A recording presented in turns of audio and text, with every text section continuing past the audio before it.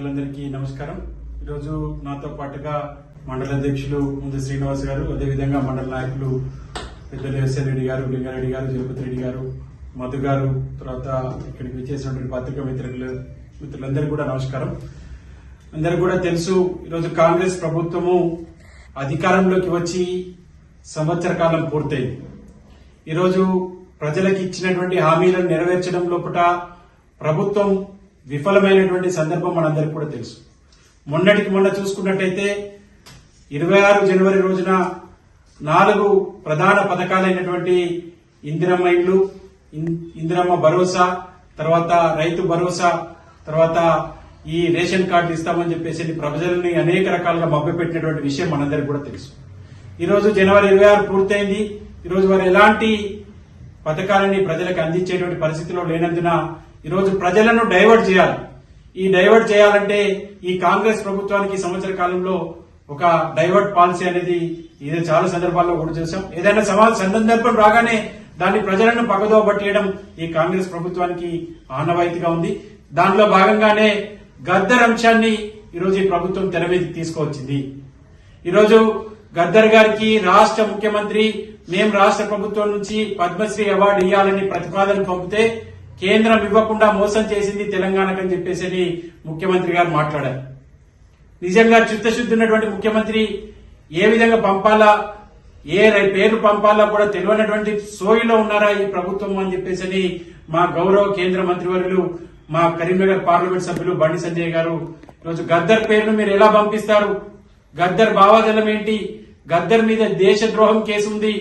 ఈరోజు గద్దర్ ఎంతో మంది కన్న తల్లులకు యొక్క కడుపు కోత మిగిల్చిండు. ఈరోజు ఎంతో మంది యువతను నక్సలైట్ల వైపు మరలించిండు.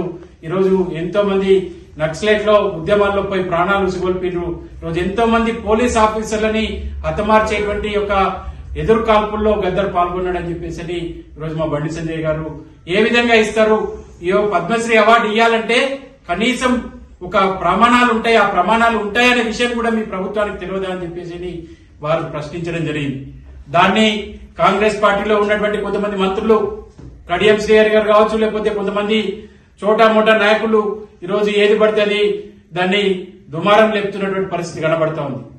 ఈరోజు ప్రజలందరూ కూడా గమనిస్తా ఉన్నారు. ఈరోజు కాంగ్రెస్ ప్రభుత్వాన్ని మేము హెచ్చరిస్తున్నాం. బరాబరి మా నాయకుడు చెప్పాడు, ఈరోజు పద్మశ్రీ అవార్డు ఇవ్వాలంటే దానికంటూ ఒక ప్రామాణికం ఉంది. ఆ ప్రామాణికం ప్రకారమే మీరు పేర్లు ప్రతిపాదన చేయాల్సి ఉండే. ఈరోజు దేశ ద్రోహం కేసులు పెట్టింది గద్దర్ మీద ఎవరు? ఈరోజు ఈ కాంగ్రెస్ ప్రభుత్వం అధికారంలో ఉన్నప్పుడే 26 కేసులు ఈరోజు గద్దర్ మీద దేశద్రోహం కేసులు పెట్టడం జరిగింది. ఇలాంటి పరిస్థితుల లోపల దేశద్రోహంలో ఉన్నటువంటి కేసులు ఉన్నటువంటి గద్దర్ గారికి అవార్డు రాదని తెలిసి కూడా ప్రభుత్వం ఈ విధంగా వారి పేరును ప్రపోజల్ చేసి దాన్ని దిగజారుడు రాజకీయం చేయడం చాలా సిగ్గుచేటు. ప్రజలన్నీ కూడా గమనిస్తూనే ఉన్నారు. మీరు బండి సంజయ్ గారి గురించి మాట్లాడే నైతిక అర్హత ఈరోజు కాంగ్రెస్ పార్టీ నాయకులకు లేదు అనేటువంటి విషయాన్ని మేము హెచ్చరిస్తా ఉన్నాం. నిజంగా మీకు సిగ్గు ఎగ్గు ఉంటే నిజమైనటువంటి నాయకులకి, ఈరోజు మీ ప్రభుత్వం అధికారంలో 10 ఏళ్ల పాటు ఉంది, అంతకుముందు అప్పుడు ఎందుకు ఇయ్యలేదు? ఈరోజు పివి నరసింహారావుకి భారతరత్న మీ ప్రధానమంత్రికి ఎందుకు ఇచ్చుకోలేదు మీ పార్టీ?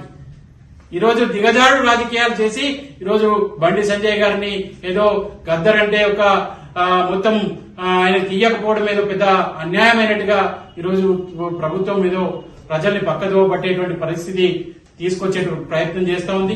ఈరోజు ప్రజలన్నీ కూడా గమనిస్తూనే ఉన్నారు. ఈరోజు ప్రజలను మీ కపట నాటకాలన్నీ కూడా ఎక్కడికక్కడ తొక్కిపెట్టేటువంటి పరిస్థితి ఉంది.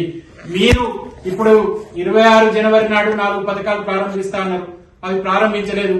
ప్రజలు వాటి గురించి చర్చ పెట్టుకోవద్దు. చర్చ పెట్టుకున్నట్టయితే ఈరోజు కాంగ్రెస్ ప్రభుత్వం యొక్క వైఖరి బయటపడుతుంది. కాబట్టి ప్రజలను డైవర్ట్ చేసేటువంటి ఉద్దేశం కొద్దే ఈరోజు ఈ రకమైనటువంటి ఈ ఇష్యూను తెర మీదకి తీసుకురావడం ఇది చాలా అన్యాయం. నిజంగా ప్రభుత్వం ఇచ్చే అవార్డులు ఎవరికైనా, గద్దర్ గారికి కూడా వారు ప్రజా ఉద్యమంలో పాల్గొన్నారు కావచ్చు, ప్రజల్లో అనేక రకాల చైతన్యం చేసే కార్యక్రమాలు చేసి కావచ్చు, కానీ అవి దేశానికి వ్యతిరేకంగా ఉన్నాయి, రాజ్యాంగాన్ని వ్యతిరేకించే విధంగా ఉన్నాయి. దానివల్ల దేశానికి ఎలాంటి ఉపయోగం లేదు. కాబట్టి దేశం అందించేటువంటి ప్రతిష్ట అయితే పథకాలు ఉన్నాయో అవి అలాంటి వ్యక్తులకు రావనే విషయం, ఆ సోగి కూడా ఈ మంత్రులకు, ఈ ముఖ్యమంత్రికి లేకపోవడం మనం ఎన్నుకున్నటువంటి ప్రజల యొక్క సిగ్గుచేటుగా మనం భావించాల్సినటువంటి పరిస్థితి ఉంది. మేము కాంగ్రెస్ నాయకులకు హెచ్చరిస్తా ఉన్నాం, మీరు బండి సంజయ్ గారి మీద కనీసం మీరు ఖాళీ గోటికి కూడా సరిపోరు. మీ మంత్రులు కావచ్చు, మీ యొక్క ముఖ్యమంత్రి కావచ్చు, ఈ రోజు ఏ ప్రతిపాదికన పంపాలో తెలియలేనటువంటి పరిస్థితిలో ఉన్నారా అనేటువంటి మీ ఆత్మ విమర్శ చేసుకోవాలి. అంతే తప్ప మా నాయకుడిని విమర్శించడం కాదు. మేము అందరికీ ఈరోజు అదే సామాజిక వర్గాలుగా చూసుకున్నట్టయితే గొప్ప వ్యక్తి ఈరోజు ప్రజా ఉద్యమాన్ని ప్రజల లోపల అన్ని కుల మతాలకు అతీతంగా ఐక్యత లోపల ప్రజా ఉద్యమాలు నిర్వహించినటువంటి మందకృష్ణ మాదిగ గారికి మేము ఇచ్చాం. మీరు ఎందుకు దాన్ని ఆస్వాదించరు, దాన్ని ఎందుకు స్వీకరించారనే విషయాన్ని మేము ఈ సందర్భంగా హెచ్చరిస్తా ఉన్నాం. ఇయ్యలేదని గత సంవత్సరం 10 మందికి ఇచ్చారు తెలంగాణలో పద్మశ్రీ అవార్డులు. అప్పుడు ఎందుకు ప్రభుత్వాన్ని మెచ్చుకోలేనటువంటి వాళ్ళు ఈ సంవత్సరం 3 ఇచ్చారు, మాకు అన్యాయం చేశారని చెప్పి మాట్లాడడం ఏదైతే ఉందో అది సరైన విధానం కాదు. కాబట్టి ఈ ప్రభుత్వాన్ని మేము ఒకటే హెచ్చరిస్తా ఉన్నాం, మీరు ఈ విషయంలో తప్పకుండా దిగజారు రాజకీయాలు బంద్ చేసి ఈరోజు ప్రభుత్వం ప్రజలకు ఇచ్చినటువంటి హామీలను నెరవేర్చడంలో కూడా మీరు దృష్టి పెట్టాలి. ముఖ్యంగా ఈ సంవత్సర కాలం పాటు మీకు అవకాశం ఇచ్చాం, మీరు అనేక రకాలుగా ప్రజల్ని మోసం చేశారు. ఈ మోసం చేసడం ఎన్నికలు అయిపోయినా ఏడాది అయింది, ఏడాది తర్వాత కూడా ఇంకా ప్రజల్ని మోసం చేయడం ఏంది? ఈ ప్రభుత్వం ఎందుకు వచ్చింది? పరిపాలన ప్రజలకు అందించాలనే ఉద్దేశం కొద్ది వచ్చిందా లేదా అనే విషయాన్ని మీరు దృష్టిలో పెట్టుకోవాలి. గౌరవ ఉప ముఖ్యమంత్రి గారే ప్రెస్ మీట్ పెట్టి మేము మండలానికి ఒక్క ఊరిలో మాత్రమే పథకాలు ఇస్తాం, ఆ ఒక్క ఊరికే మాత్రమే ఈ పథకాలు చెందుతాయంటే మరి ఆ ఒక్క ఊరికే పథకాలు ఇస్తే అయిపోయేది కదా. ఒక్క ఊరు ఓట్లే ఈరోజు ఎన్నికల మేనిఫెస్టోలో మేము మండలానికి ఒక్క ఊరికి మాత్రమే పథకాలు ఇంప్లిమెంట్ చేస్తామని చెప్పేసి మేనిఫెస్టోలో ఎందుకు పెట్టలేదు? అప్పుడు ఈరోజు ఆ ఒక్క ఊరిలో ఎన్నికల్లో ఓట్లను ఎందుకు అడగలేదు? ఈరోజు ఆ ఒక్క ఊరు ఎన్నికల ఓట్లతోనే మీరు ముఖ్యమంత్రి అయిందా అనే విషయాన్ని ఈరోజు ఈ యొక్క ప్రభుత్వ పెద్దలు గుర్తించాలి. ఇంకా మార్చి 31 వరకు మేము కంటిన్యూస్ గా ఈ పథకాన్ని అమలు చేస్తాం.